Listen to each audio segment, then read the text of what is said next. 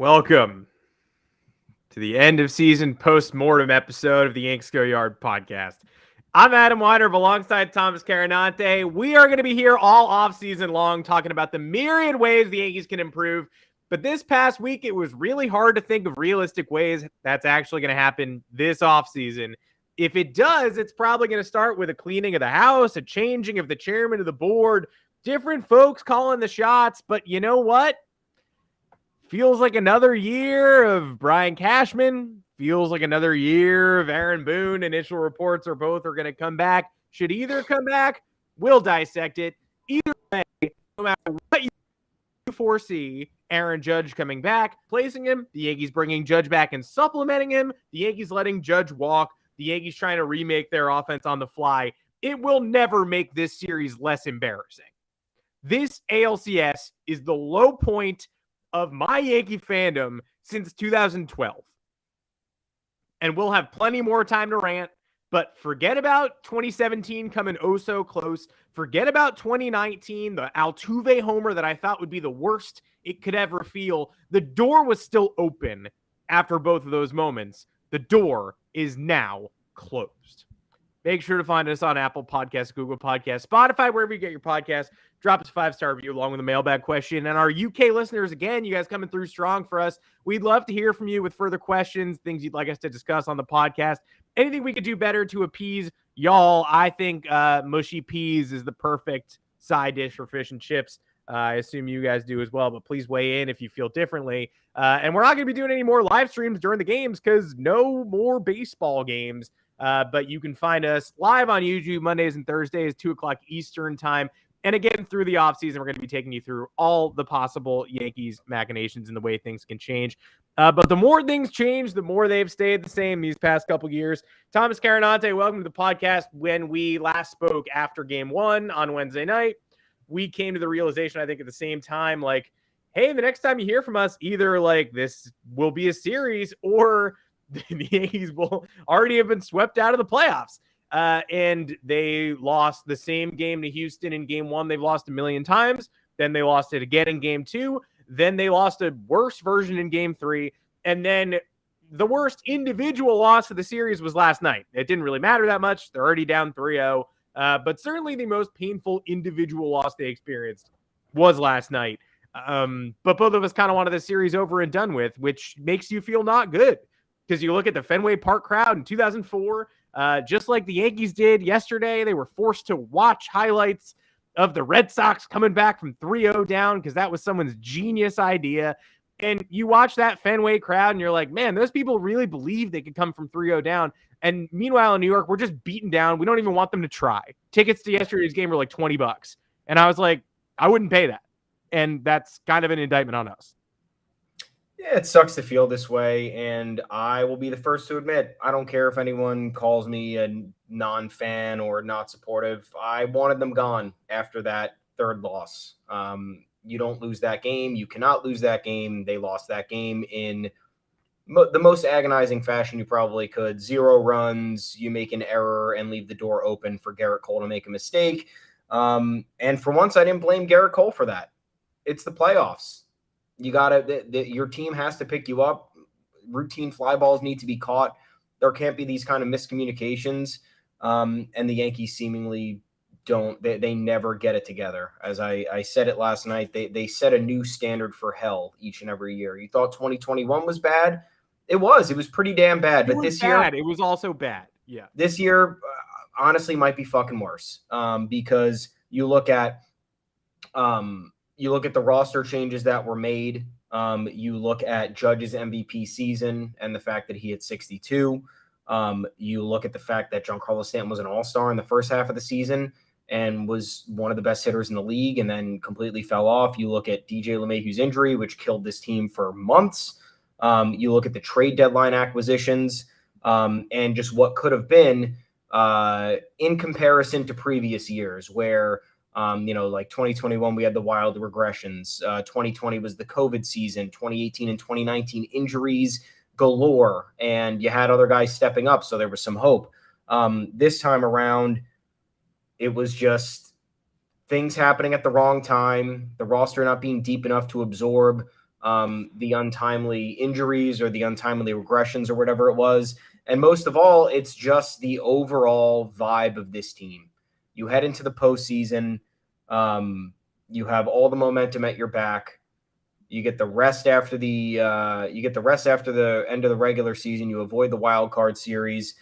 You're tailor-made. It's a tailor-made ALDS for you. Two of the most mediocre offensive teams in all of baseball, let alone the postseason, are facing off against each other to eventually go up against you. And then you delay that series. That should have been, look, I know it's hard to sweep. It's not an easy thing to sweep, but the Yankees had that entire series lined up to sweep, and they took it to the brink of 5 games. They put themselves in an awful position to get no rest before this ALCS.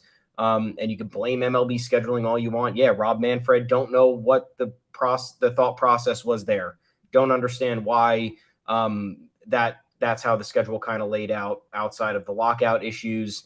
And now, hilariously, we don't have any World Series games until Friday. So 4 congrats days. to the Phillies and Astros for advancing. You get to rest from Sunday to Friday after the Yankees. And it was their own fault for not sweeping the ALDS, but you can't really look into every series and go, hope we sweep this, because otherwise we're going to be dead for the next round. And they go 5. Yeah, they go 5. They win 5, and then they just bleed right into the next series that's over in 2 seconds. Yeah, and you look at the other teams in the postseason, right? Even the Mariners had fight in them. The Yankees had no fight in them. They didn't come back and win any games. They left the door open. Even in the ALDS, every win that they had, they left the door open. There were opportunities for the Guardians to come back in all of those wins, and they did in one of them. And they broke the Yankees back in Game 3. The Yankees left the door open in Game 2. The Yankees left the door open in Game 5. There was never a win where you just walked away and you look at the Mariners against the Blue Jays in the wild card series. Down 8-1, they fight back. Look at the Astros in all of those games against the Mariners. Look at the Phillies in every single game. Look at the Padres and their resilience against the Mets and the Dodgers. Both the Phillies and Padres overcame 4-0 deficits to win a game in that series over the first 4 games of the NLCS. Game 2 in San Diego, Game 4 in Philly. The Yankees scored 4 runs in the first 3 games of the ALCS. Yeah, and that's my problem with this team. It's constantly you get to the postseason and you crap your pants on the national stage, and it's every single offensive player, because the bullpen largely got the job done. It's Aaron Boone who makes the poor decisions, which we can recount as long as we want. We'll have a 7-hour podcast about it. And then it's the offense. They had the lowest batting average of anybody in the postseason. They had the most strikeouts of anybody in the postseason. And their claim to fame, the home run ball, didn't show up outside of Harrison Bader. Brian Cashman was right about one thing, folks. He was right about Harrison Bader, but he was wrong about everything else. So once again, my problem with this team is the inability to change the narrative around, being a laughing stock. We keep seeing these things, right, where it's like, oh, is Cashman going to come back? He's a free agent. Are the Yankees going to offer him a contract? Of course they are. But it's funny because you look at it and the quotes are like, Hal Steinbrenner, he prefers the stability of the Yankees. What's been stable since 2009? It's been 3 missed playoffs, 3 exits in the wild card, or 2 exits in the wild card, 3 exits in the ALDS, and 4 embarrassments in the ALCS. Stability. They played 3 different starting shortstop in this 4-game series. There is nothing stable about this roster. They don't know who's playing key positions entering postseason series. They didn't have a closer in this series. Nope. Stability, maybe 4 years ago, but it's gone now. Yeah, the initial stability was the promise of this era, and a lot of ugly questions and what could have beens are coming up with Manny Machado and Bryce Harper playing in this postseason. This is not a knock on Giancarlo Stanton, but the Yankees went after Stanton the year before those guys hit free agency. And look, they could have acquired Stanton and then signed one of those guys. They just opted not to. But if you're looking through the lens of the Yankees operating on a budget, which is what they do not push the envelope when it comes to payroll decisions, despite having the financial might to do so. You go for Stanton. who's coming off an MVP season, but also has an injury history. And there's a lack of clarity with his long-term viability, his versatility on both ends of the ball. And what happens? He has a great 2018, and that's pretty much been it. Every other year has been characterized by injuries or a tale of two seasons, and we could talk about his performance in the 2021 and 2020 postseasons. And even this year, he had a solid ALDS that ended up propelling the Yankees, but then you're completely quiet in the ALCS, and the Yankees' formula was to have Aaron Judge and Giancarlo Stanton in the middle of this lineup, hoping that both of them wouldn't go silent at the same time. And now we've seen that happen. We've seen that happen when they were both healthy. Obviously, 2019, Stanton was only healthy for 10 innings of the ALCS, and Judge went quiet, and they didn't have the necessary offensive support.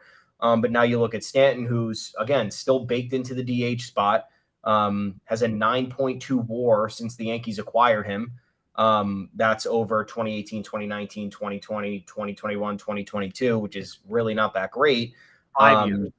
Yeah, and then you look at the fact that they passed on these other guys who wanted to be Yankees and who would have filled position needs as well. I understand you had probably a little bit of an issue with Judge if you were to bring in Harper, but they moved Judge to center field for half the season this year. That would have never been on the table. And they have no idea if they're going to re-sign him at this juncture. Exactly. They didn't sign any of these people to extend. Judge, Gary Sanchez, and Gleyber Torres. One of those three people has a chance to be extended. Absolutely, Gary Sanchez is about to be non-tendered by the Minnesota Twins, and Gleyber Torres is certainly the leading candidate to be traded off this roster this season. So all that budgeting for future extensions boils down to one guy whose intentions are not clear at this point, and who, correct me if I'm wrong, after this postseason series, the fan base isn't even sure they want back, because the whole point of this thing is competing in October, and Judge in the past has been middling in October. He's had his moments, he's had his steps back, he's had his clutch doubles in the 2017 playoffs and homers, and he's had his poor series.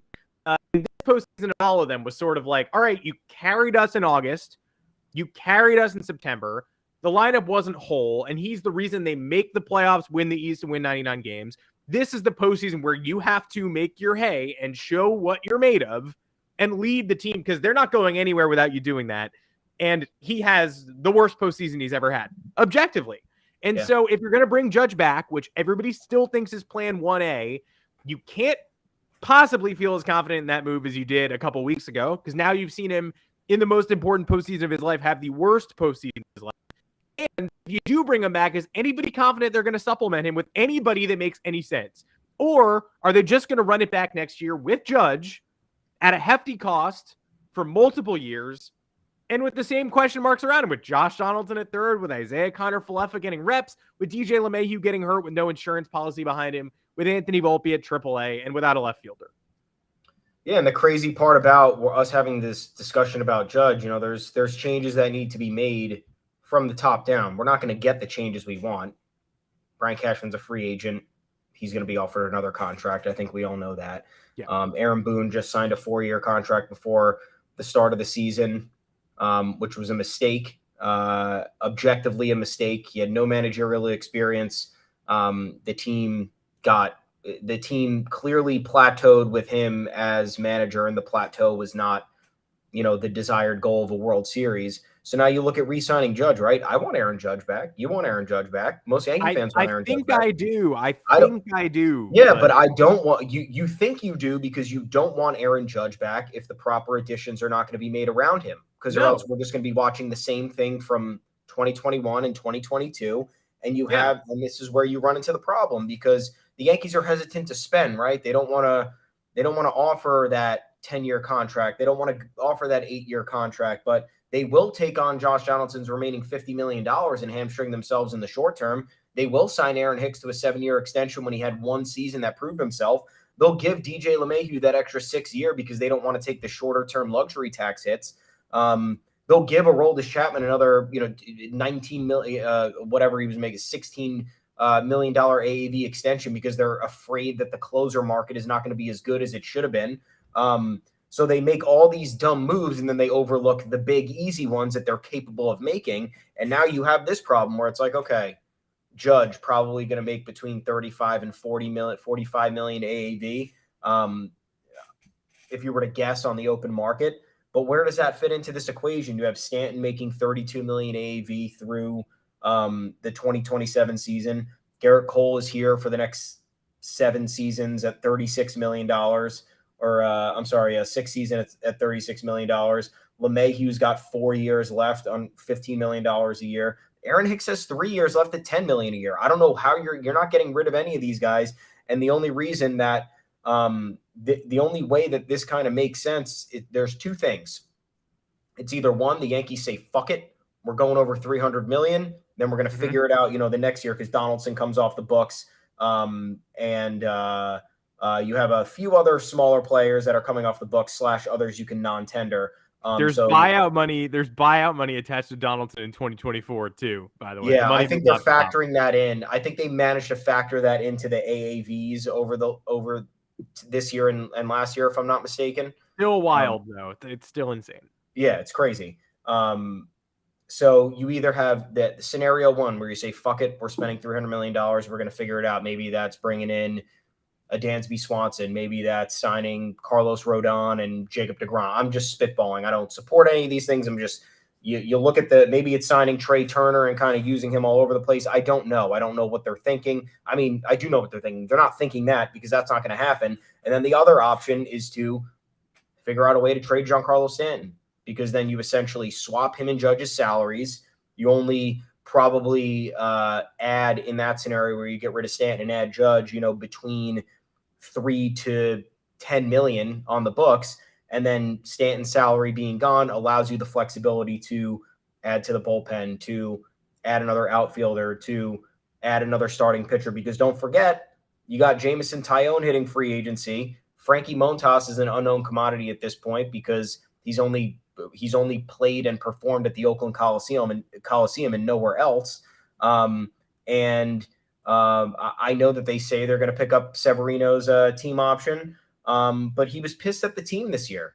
What if they want to talk to him about an extension and he's like, no, I don't. I would rather just hit free agency. I don't know what's going to happen. You don't know what's going to happen. We've been shocked by various things over the course of the last 10 years. So you literally don't know. And then you look at the bullpen, there's a million holes. Efros is not back.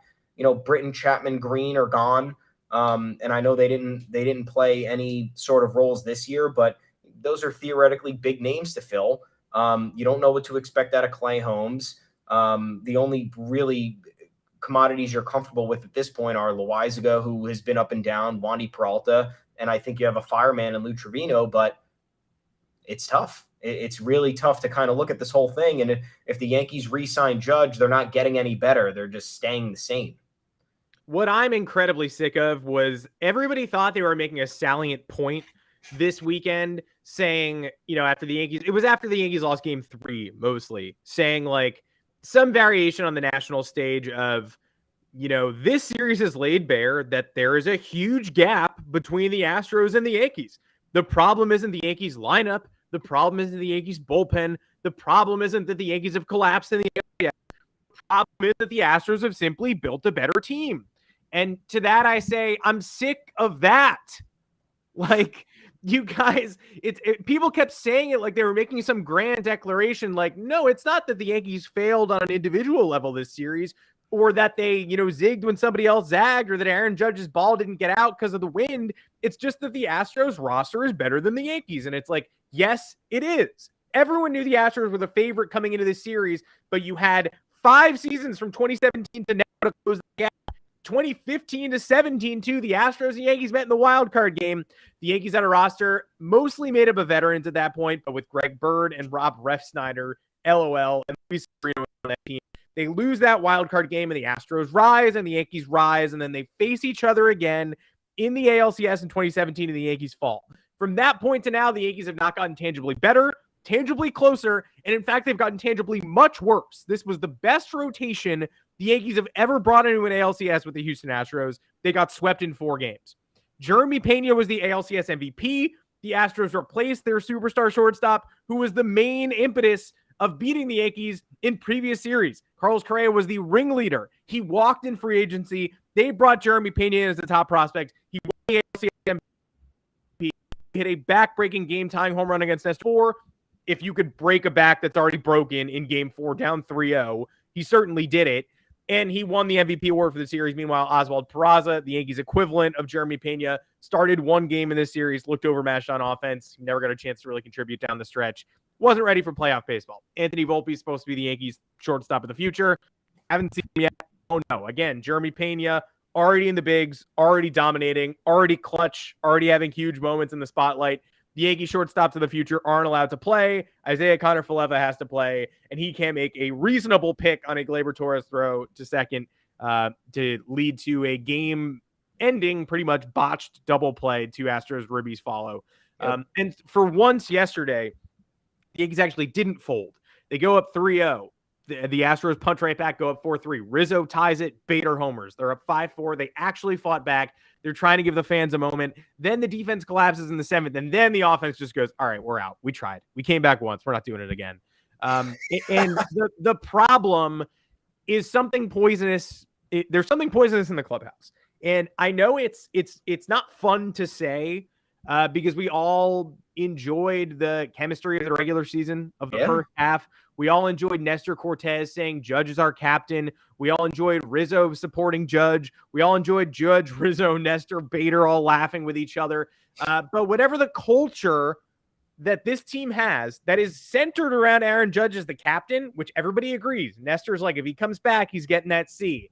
I'm glad everybody likes him.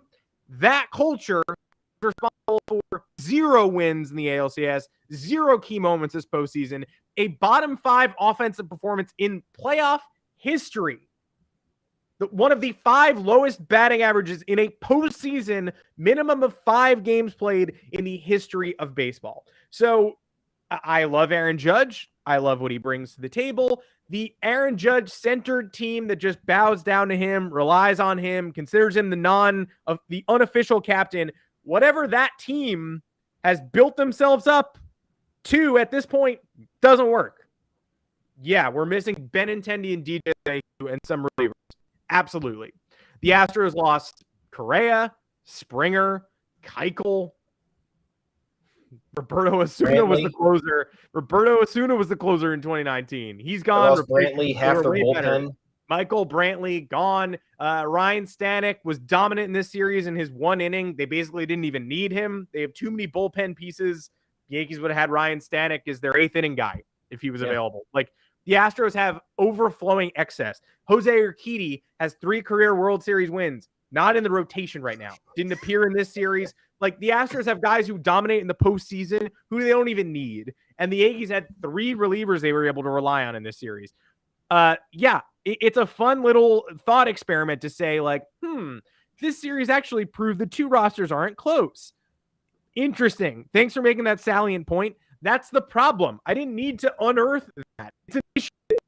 5-year uncorrected issue is surfacing once again. So pointing it out, great. Congratulations. That doesn't make me feel any better. That's not some kind of salve like, oh, the Yankees lost because they're worse. I get it. Yeah, fix that. Fix that. Fix that. Stomp on somebody's throat. Fix it. Go out and get somebody who makes you indisputably better than the team that stands in your way every single year. Since 2009, the Phillies have made the postseason in 2010, 2011, and this year. They've gotten back to the World Series sooner than the Yankees. 15 of the 29 other teams have made the World Series since the Yankees made the World Series in 2009. Fix that. Since then, the New York Yankees have beaten the Twins and Cleveland in postseason series. They've also beaten the A's in the wild card game. Other than that, they have not beaten a single franchise in a playoff series. The Astros have knocked them out of the playoffs 4 times, the Red Sox twice, the Rays once. These are your enemies. Beat them. And it's not getting any easier because this season was a surprise, right? Nobody picked the Yankees to win the East. People were picking them 4th behind Boston, Toronto, Tampa. Somehow they win the East. They're better than all of those teams. But look around. Who are you confident they're going to be better than next season? Certainly not the Jays. Maybe the Rays. Red Sox are close. Orioles are going to be much better this year than they were last year. The Mariners are everybody's favorite. The Guardians had a better ALDS than the Yankees, but the Yankees hit a couple more home runs and beat them and had home field advantage. But I would say the Astros, Guardians, Blue Jays, Rays, Orioles enter next season with better shot than the Yankees out of the AL. And you got the Mets, you got the Dodgers, you got the Padres, you got the Phillies, you got the Braves, you got the Cardinals. It's a lot of teams that should be better than the New York Yankees on paper next year. So now that you've blown your good vibes season, your 61-23 season, your first half surprise season, your 99 wins, Aaron Judge 62 home run season, you threw that one, balled it up, put it in the trash can, realized at the end of the day you're still not better than the Astros. Now you got to be better than the Astros next year, plus those 11 other teams that already have a leg up on the Yankees because their superstars are in, their core is more exciting. So best of luck to the New York Yankees. Your work is cut out for you. And whatever you brought to the table this year, as special as it seemed in the early going, wasn't close to enough to get past the one team that actually mattered. Yeah, and every offseason, that's the crazy part too. Every offseason, it feels like their work is cut out for them, right?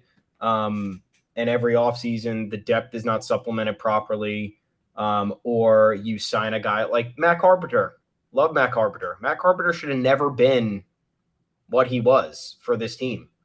Matt Carpenter was an emergency fund signing at the end of May and turned into such an integral player that when he went down with an injury, the Yankees offense cratered. Same goes for Michael King. Michael King, tremendous reliever, finally found his footing, became an invaluable member of the back end of the bullpen. He goes down, everything collapses. No other team, you look at teams all over the league, no other team deals with that. Every team can absorb an injury, a free agency departure, whatnot. The Yankees can't. And their main guys who are here to stay, the core players, when you're talking, who probably Judge, Stanton, Cole, DJ. I think that's probably as far as I'll go at this point because everybody else kind of emerged this year when you're talking like Clay Holmes, Michael King, Nestor. Nestor fully emerged this year. I know last year was fun, but this year was the actual year that Nestor kind of put himself on the map as a true co-ace.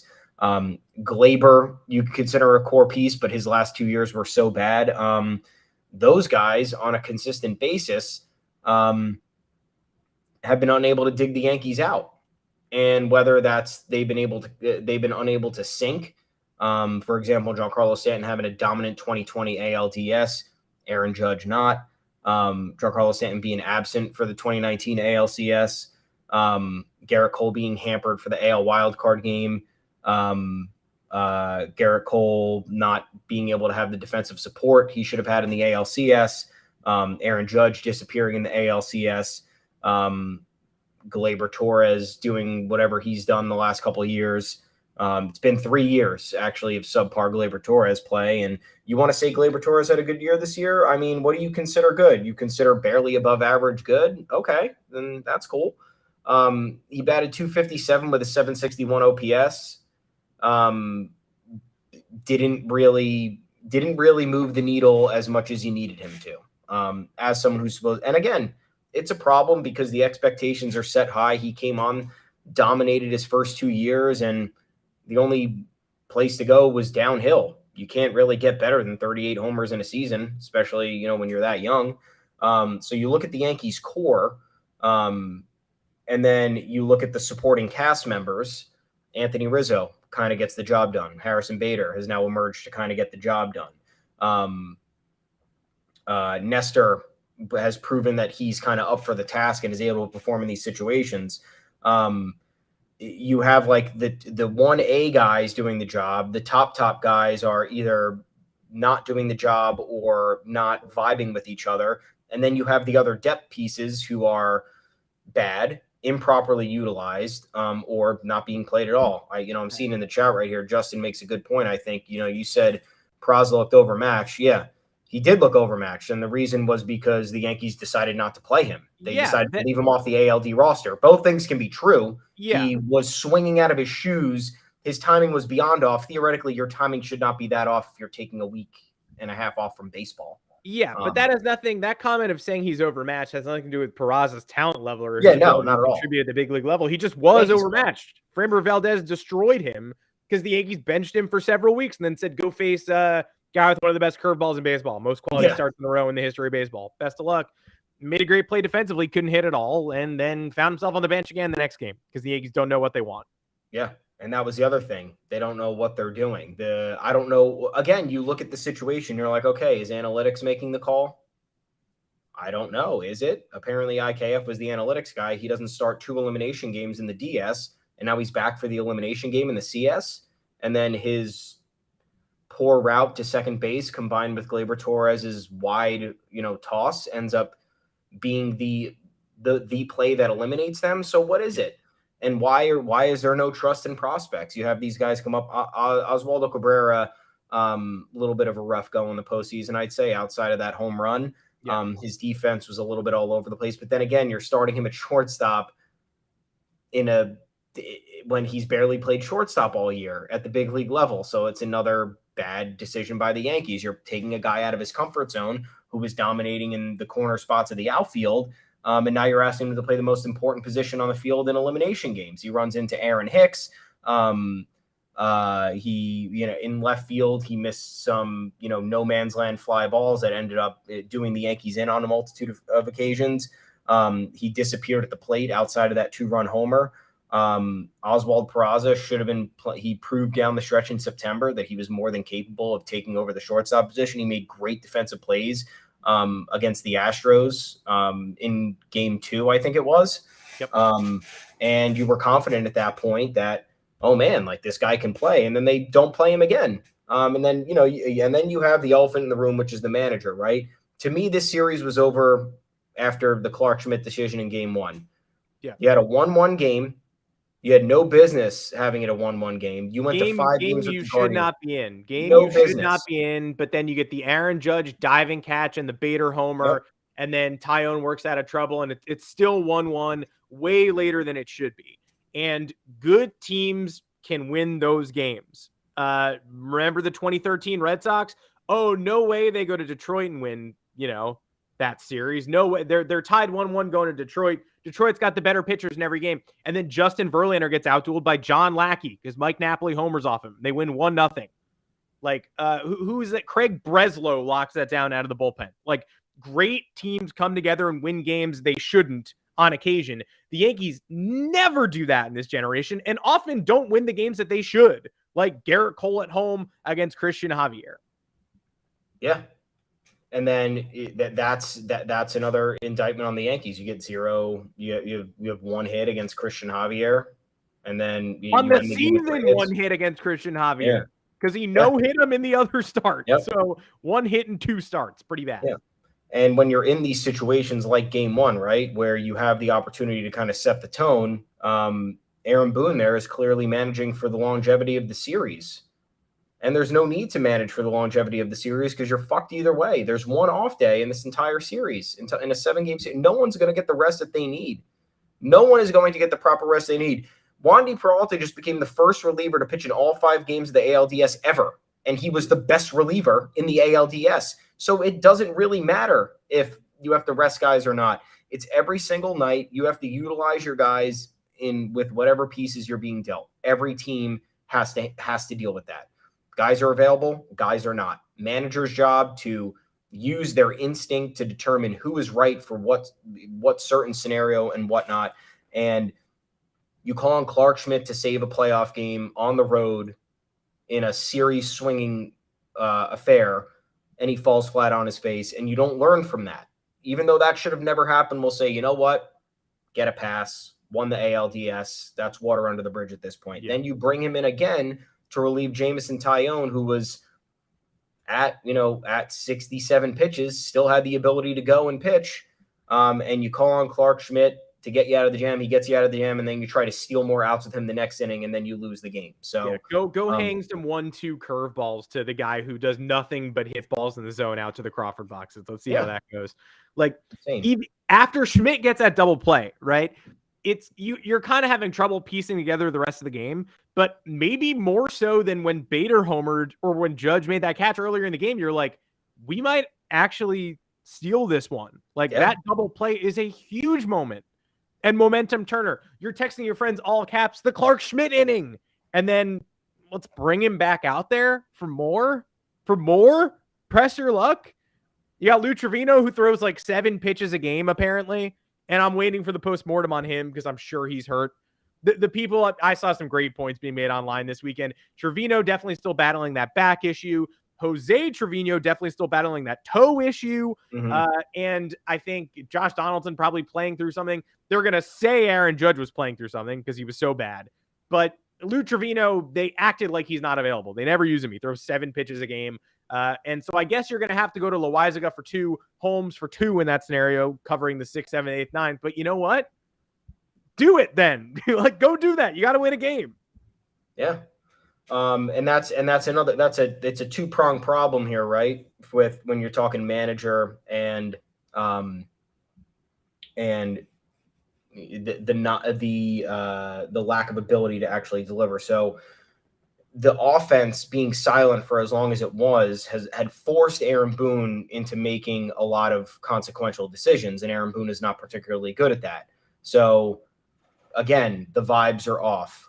One does not support the other. Brian Cashman, another definition of the vibes, makes seemingly the right move on paper with a number of trade deadline acquisitions that should theoretically work. You look back on the Luis Castillo thing, it wasn't going to happen, guys. It just wasn't possible. They would have had to give up too much. It wouldn't have been worth it. They already had the good enough pitching, so they didn't necessarily need that. Goes out and he gets Montas. Montas gets hurt. Andrew Benintendi gets hurt. Scott Efros gets hurt. Partially bad luck, partially maybe this just isn't working anymore. Maybe the guy calling the shots for the last 25 years just doesn't really have it for what we need right now. Maybe the manager in the dugout is not well equipped to handle a roster that needs more of that emotional spark and more of that kind of talking to in difficult scenarios, because we had one Aaron Boone blow up this year in a post-game presser when he slammed the table. And that was it. Players still not really held accountable under Aaron Boone. He backed IKF all year. And am I opposed to backing your players? No, but when it's borderline delusional, that's not the right messaging that needs to be sent. And then you look at the younger guys coming up, the manner in which they debuted Peraza, how they, waited as long as they did to promote Volpe to AAA, how long they waited to bring Peraza up, how long, all these other decisions that kind of play into the vibes of the team and the energy of the team. And Drunk's right. You watch the Phillies. I've been rooting for the Phillies this whole way. It's been one of the most exciting runs ever, and it's because all of them are pumped. They're celebrating on the field. They're resilient. They've made so many fucking stupid defensive plays that any other team would have been dead from that, and they've managed to rebound from it. So you look at it, you look at that too, and it's like, I know it's different. The Phillies came in with an underdog mentality. They were the last team in the NL. They have Aaron Nola and Zach Wheeler, so they know they can win on any given day, and all they have to do is mash, and then they get up there and mash. But but they have the guys who, they have guys like Harper who have never been this far, and he's been dying to get this far. And then he watched a team that he left win the World Series the very next year. You have Kyle Schwarber, who carried the Cubs in 2016. He came back from that torn ACL, and all he did was hit the ball. If he's not on that team, they might not win the World Series. And he's been dying to get back to the postseason. And, he had unfinished business after going to the ALCS with the Red Sox the year before. And then you look, there's so many guys on the Phillies roster too, who JT Realmuto, Nick Castellanos, you can go down the list where there's a hunger, there's a desire. These guys more times than not are outspoken and are, accountable for what, their struggles and what they're doing. And they managed to make it work. There's a cohesion there clearly that a team like the Yankees should have. A team like the Yankees, who have had Giancarlo Stanton, Aaron Judge, DJ LeMahieu, Gleyber Torres, all these guys for years and years, and there is still a lack of that chemistry that you need. The Yankees pitching finally comes together, and then it's just you're missing. There's something missing, and to me, that's where the front office decisions that could affect the morale of the roster weighs in. You talk about the Jordan Montgomery trade, even though that theoretically worked out. I think a lot of players are blindsided by that. You look at the not rewarding the players who are playing better, which has been a problem with the Yankees for years now, as long as 4 years at least. And then you look at Aaron Boone, who we don't think is a motivator. I think most people he's not a motivator. He's a player. He's a people pleasing players manager. And I don't know why that's the vibe the Yankees want. They're so concerned with image, it seems, that they miss the mark and they end up actually hurting their image because of it. But when you look at the totality of it, it really just comes down to the vibes and the energy and the morale. Because on no planet should this team, who has gotten embarrassed, trolled, punked by the Astros as many times as they have, should get swept in 4 games, including a decisive game 3 with your best pitcher on the mound and you score 0 runs. That tells me that there are much bigger, regardless of who you're missing in the lineup, there should be motivation to score a run, to get a hit against a pitcher who is very much hittable. It's not like they were starting Verlander again. So that's why these problems run deeper. And I think it's the continuity up top that doesn't change. It hasn't changed in 2 decades. The same guys are there since 2000, 2001. No other front office is like that. Look throughout the league. The Red Sox have been through fucking 12 regime changes. It's gotten them 4 World Series. It's like they got to figure some shit out. It's insane. And like here, the thing that kills me is like every postseason we get on and we're like, Boone made this mistake, Boone made that mistake. And then at the end of it, it's like, is Boone going to get fired? No. Could we do better? Yes. Yeah. Would they do better? I don't know. I don't know if they would ever do better than Aaron Boone. Like, would they bring in another company man? Would they bring in Don Mattingly or some legacy play that's going to be just as bad for the Yankees? I honestly don't know. But what I do know is that Aaron Boone has not improved at managing over the span of his time for the Yankees from 2018 to 2022. So how much longer can I go? I like him. I feel bad. He's not the main problem with the Yankees. Let's give him another shot. He's not the main problem with the Yankees. No. The Yankees offense is the main problem with the Yankees. What Brian Cashman did and the way he allocated funds is the main problem with the Yankees. Hal Steinbrenner not being willing to go the extra mile is the main problem with the Yankees. But when push comes to shove and Aaron Boone's in a playoff series, he gets outmanaged by the other guy every single time. Alex Cora, Dusty Baker, AJ Hinch, all of these guys have Aaron Boone's number. Kevin Cash, everybody except for Rocco Baldelli and Paul Molitor apparently can outmanage Aaron Boone. Tito had a terrible Game 5 of the ALDS. Yeah. So Aaron Boone can thank Terry. But up until that point, he was being outmanaged. Yeah. Oh, we're just going to go with Aaron Savali. Oh, he's been with us all year. I mean, I don't know what you're doing there, but you basically handed us a chance to beat the Astros, and we said, no, we can't do it. I can't name something Aaron Boone's done well in these series. Like, if I want to go like, well, he struggled, with bullpen management and the Clark Schmidt thing, but give him props. He did TK. Like, I don't know what that is. I can't fill in that gap. The Cashman thing, if it were up to me, I'd fire Aaron Boone. I would bring in somebody people respect. Matt Quatraro with the Rays keeps getting these interviews. Joe Espada, the Astros coach, who used to be a Yankees coach, who he let out of the building to go to Houston. I would like him to be the Yankees manager, it seems. That might be smart. Somebody with any experience whatsoever might be nice.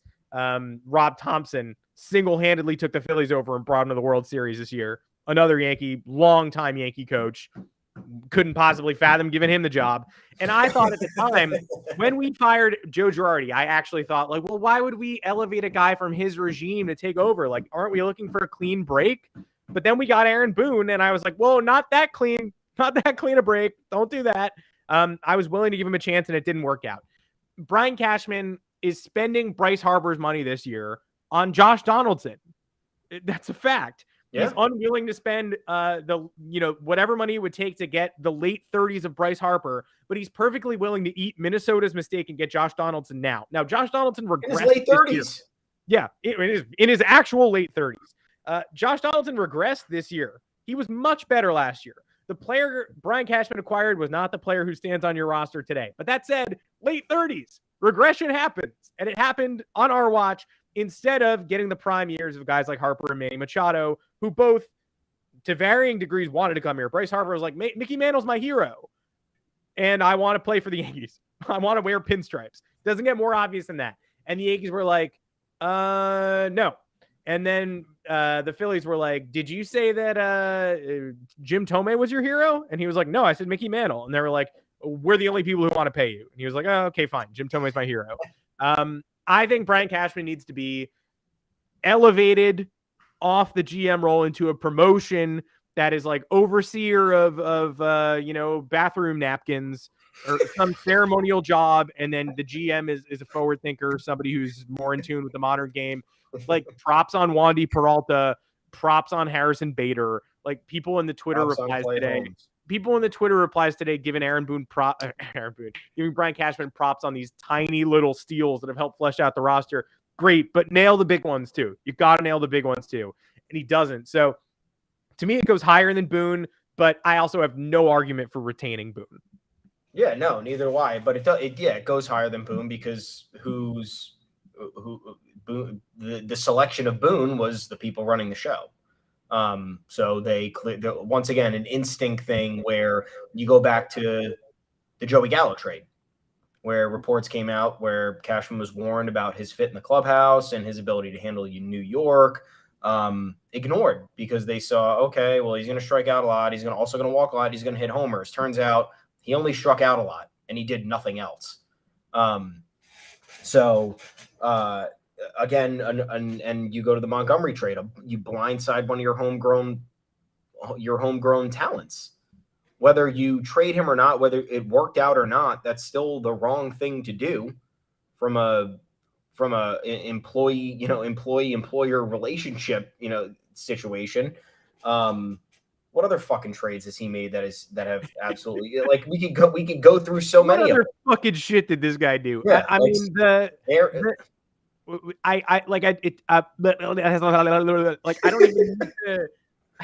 don't even need to talk trades. Like the Aaron Boone hire was supposed to be all about communication, right? It was like, well, it doesn't matter. He'll learn the in-game stuff, but he needs to be a communication genius.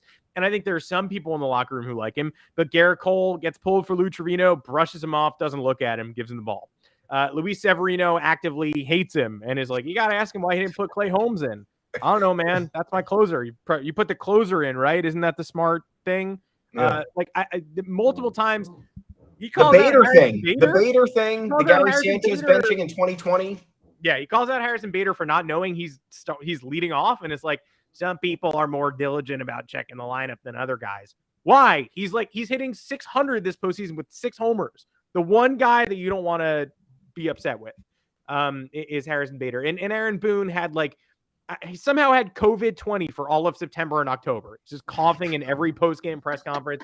He's sick the whole time. Like, somebody just relieve this man of his duties. And like Mike Luciano in the comments, bringing up Thompson and Espada again. Yeah. Espada is available. He's interviewing with Miami and Chicago. He's going to be a manager next year. The sooner you let Boone go, the sooner you can get involved in that mix. Yeah. I also saw something today saying Raul Ibanez had an incredible interview with the Marlins, but the timing is not right. So maybe you go to Raul Ibanez and see if the timing is right. Anything. I would love somebody with previous experience, but if people are wowing in interviews, go talk to them. Expand your horizons. Too many people saying, let's do Jeter and Don Mattingly. Yeah, I don't think 2 people who didn't get together and work well together in Miami are going to go to New York and suddenly work well together. But getting Derek Jeter more involved wouldn't be the worst thing in the world. GM, no. But getting him in the building. Special advisor, help me. For Derek Jeter's first move as the special advisor of the Yankees. Hey, don't show anyone the highlights from our collapse in 2004. Everybody in the locker room dumbfounded. They're like, wait, you wouldn't have done that? Everybody's like, Mr. Captain, you wouldn't have shown them a colossal franchise failure? And he's like, no, that's embarrassing. And then they're like diligently taking notes. They're like, embarrassing to show failures. Got it. Oh my God, we never thought of that. Yeah, I don't know how you want to talk about another vibe morale check. You have that. That's what they did. They decided to motivate their players with the worst collapse in their postseason's history. Imagine not getting them to look at it. Yeah, like what do they have to do to get them to look at it? Like, no, don't leave.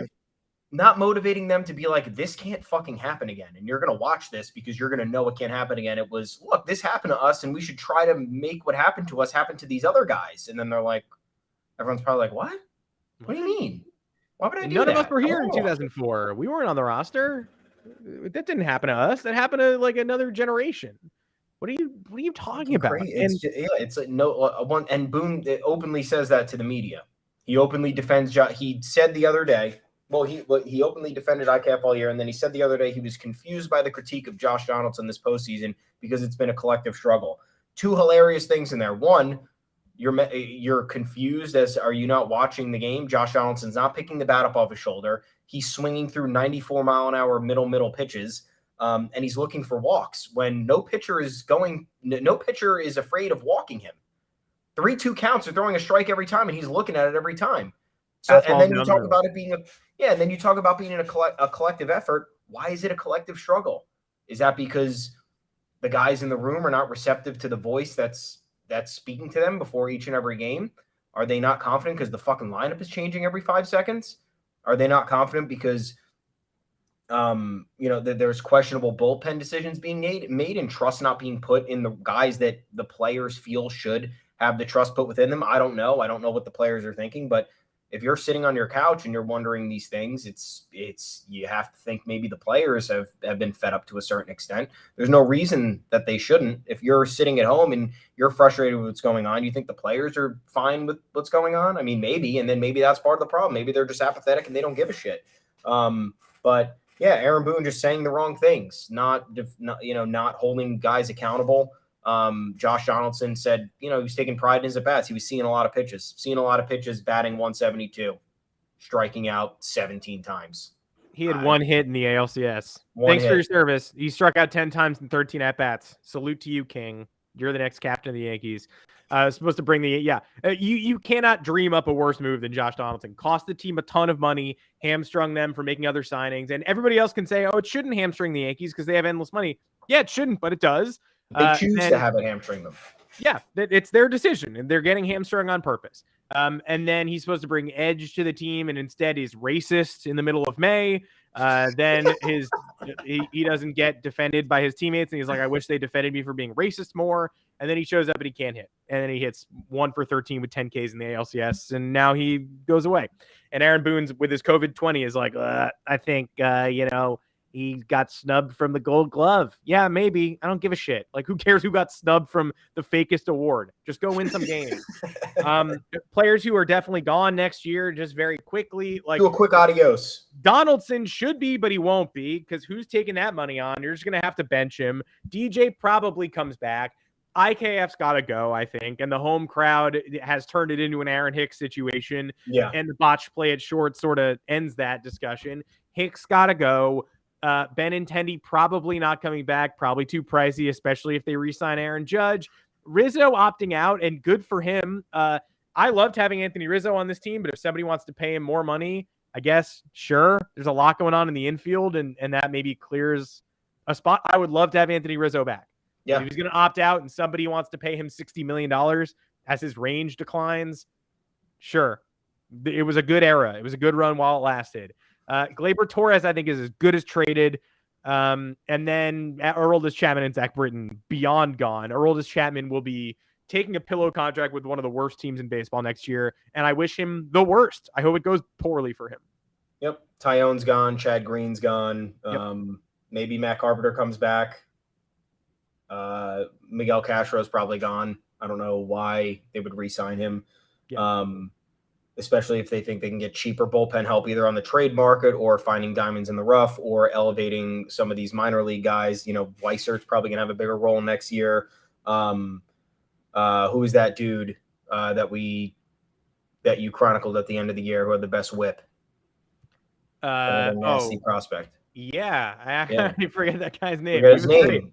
Matt Crook is great at AAA too. Yeah. We never use him.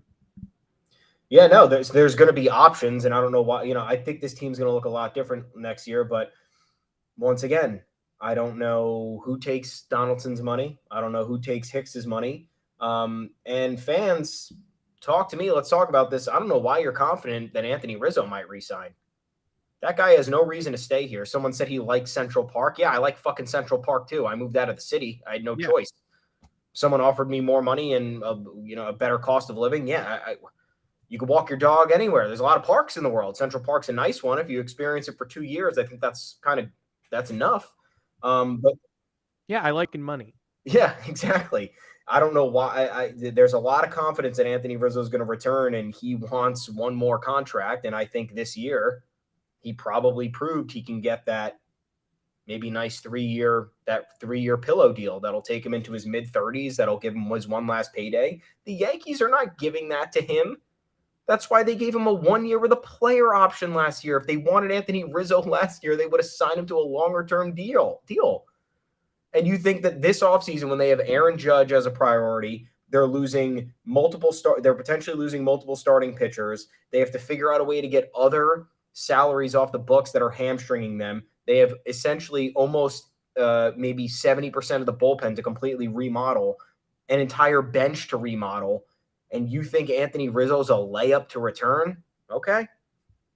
Sure. I wish I had that optimism. I really wish I do. But yeah, this is going to look a lot different. I think we can go down the list here, confidently say Britton gone, Chapman gone, Benintendi probably gone. I think at this point you have to move on from IKF because he's at least salary cost effective. Someone I think will take a chance on him as a utility guy. He'll start 110 games for somebody and be fine. Chad Green gone, Miguel Castro gone.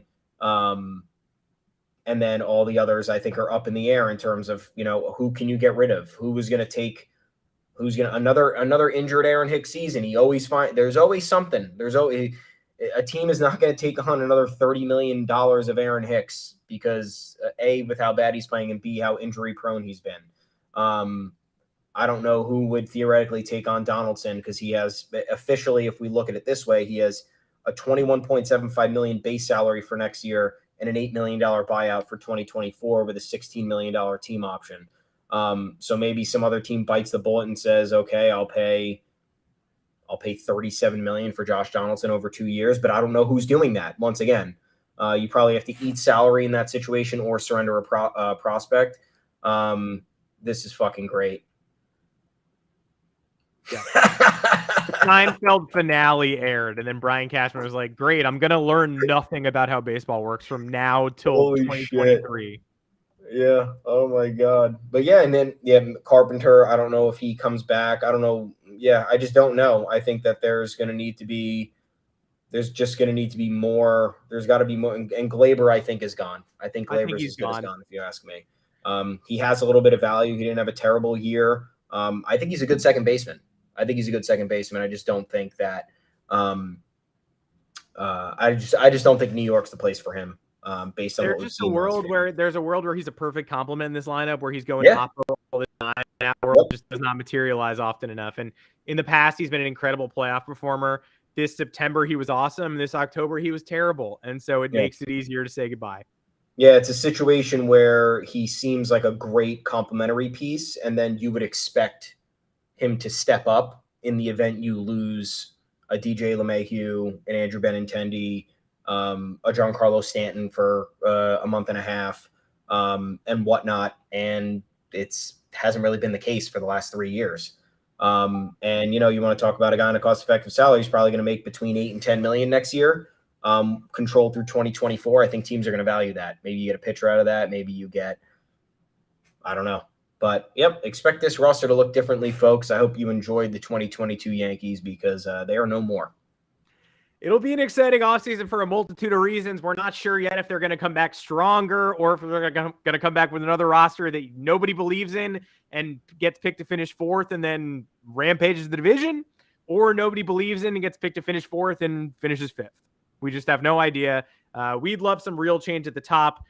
Crossing our fingers a little too hard. The S Network guys really took Aaron Boone to task at the end of Game 3. Does that mean anything? Does that mean he's about to get scapegoated and then Brian Cashman will remain in his position and get elevated, get to pick the next manager? Does that mean Brian Cashman gets to stay out of the shortstop market again this offseason? Does that mean Brian Cashman gets to close the gap? Yes. Did you see that report? That he's coming back? Yeah. No, the report that Cashman's staying out of the shortstop market. Yeah, absolutely. If he comes back, he's not going to entertain the shortstop guys at all. And that's what we've heard so far. So lots to come this offseason. We'll find out yet if it's unpleasant but sneaky good or unpleasant and plainly unpleasant. The guy I was talking about, by the way, was Matt Minnick, 0.75 whip this year. Best whip in the minors, 26 years old. Probably time to give him a shot. Greg Weissert, how did he not get into a game? Even the 5-0 game. Put him in a game. What's going on? Domingo Germán. Miguel Castro was like their best reliever in this series, except for Loizaga. Shout out to Loizaga. Yeah, Shout out to Loizaga, Rizzo, Nestor Cortez and his injured groin. You showed up. Probably should have left earlier yesterday. But leave early tomorrow too. Plenty of time to leave. Yeah, I can't wait for your press conference. Leave early. Hopefully you stay with the Yankees and Cashman doesn't sell high on you. That would be way less fun than if you got to hang around. What an unpleasant season, hopefully followed by at least an interesting offseason. We will be here every Monday and Thursday talking you through it. 2 o'clock Eastern time. The stream starts on YouTube, and then we're on Apple Podcasts, Google Podcasts, Spotify, all the spots you get your podcast after that. Shout out to all our listeners and commenters. You guys keep us going. Please keep weighing in, letting us know what you want to hear. We're happy to talk about it. Not every episode will be as depressing as this one. Until next time, I'm Adam Weinrib. You can find me on Twitter at Adam Weinrib. Thomas Carinante, where the fine folks who are looking for both of us on Twitter find you. Ooh, find me at Tommy's_takes. Find us at the official Yanks Go Yard Twitter account at Yanks Go Yard FS. Head on over to yanksgoyard.com where we already got the offseason content in gear. Been utilizing that comment section, seeing what fans are saying. Great place for discussion, great place for us to kind of refine our ideas and talk about a multitude of things, get you guys involved. Rip to the 2022 Yankees. Once again, call me out all you want. I am happy it is over. I did not need a Game 4 victory to get stomped in Game 5. I did not need a Game 3 and 4 victory to lose Games 5 and 6 because you knew what was happening. You knew this was doomed from the start. It was mismanaged from the beginning. The players were not delivering on what they needed to from the beginning. And it's better it just ends sooner because the result is inevitable. And honestly, as a fan who's been watching a ton of baseball over these last 6 years, I don't think the Yankees beat the Phillies even if they get to the World Series. No. So it's a completely different, 2 different vibe teams. You have one bad vibe, you have one tremendous vibe. I don't think it was happening. So either way, yes, you want to get to the World Series. The silver lining here is that you didn't get there, and maybe there are some overarching changes that are made. Maybe Brian Cashman does become head of bathroom napkins guy. You never know. And then we could be talking about a completely different set of standards in the Bronx. We can hope for it. Don't think it's going to happen, but hey, we'll see what the conversation holds for us next time, Thursday, 2 p.m. Eastern, live right here, folks. Yeah, absolutely never know. Yeah, the Yanks weren't beating the Phillies. Sucker me last night was like, when they were up 3-0, I was like, it might be nice to, win tomorrow, at least make Houston win it in Houston. We're not going to win the series, but at least go back to Houston so when they celebrate, it's on their home field. No, IKF defensive meltdown, bullpen blow up, swept in 4. Should usher in real change. Probably won't. Either way, we'll see you on Thursday.